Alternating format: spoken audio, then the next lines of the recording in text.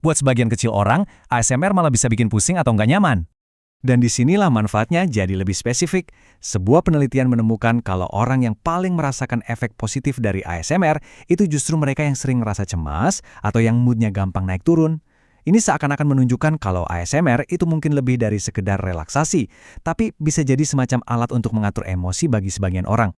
Nah, grafik ini bukti visualnya. Coba lihat bedanya antara kelompok kontrol sama kelompok depresi. Dua-duanya emang ngerasain moodnya jadi lebih baik. Tapi lihat deh, buat mereka yang berjuang dengan depresi, efeknya itu jauh lebih dramatis.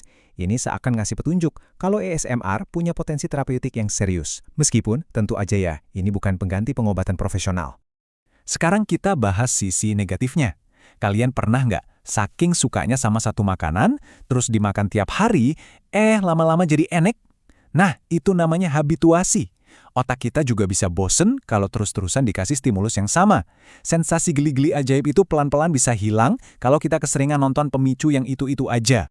Jadi, bahaya terbesarnya mungkin bukan sesuatu yang medis, tapi sesuatu yang kayaknya kita semua pernah alami. ASMR itu bisa jadi semacam mesin waktu. Niatnya cuma mau rileks 10 menit, pas lihat jam lagi, 3 jam udah lewat dan matahari udah mulai nongol. Nah, inilah mungkin risiko yang paling nyata dari ASMR.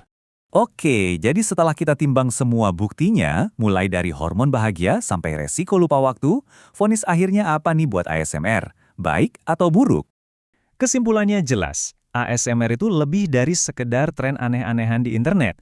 Ini adalah fenomena neurologis yang nyata, sebuah alat yang bisa kita pakai buat meredakan stres dan naikin mood. Kuncinya cuma satu, gunain dengan bijak dan jangan berlebihan. Nah, sekarang giliran kalian. Setelah dengerin semua penjelasan ini, kalian masuk tim yang mana nih? Tim bisikan yang menenangkan? Tim suara makan yang bikin puas? Atau, ya tim yang masih ngerasa ini semua aneh dan gak masuk akal? Apapun jawaban kalian, yang penting sekarang kalian udah tahu apa yang terjadi di baliknya.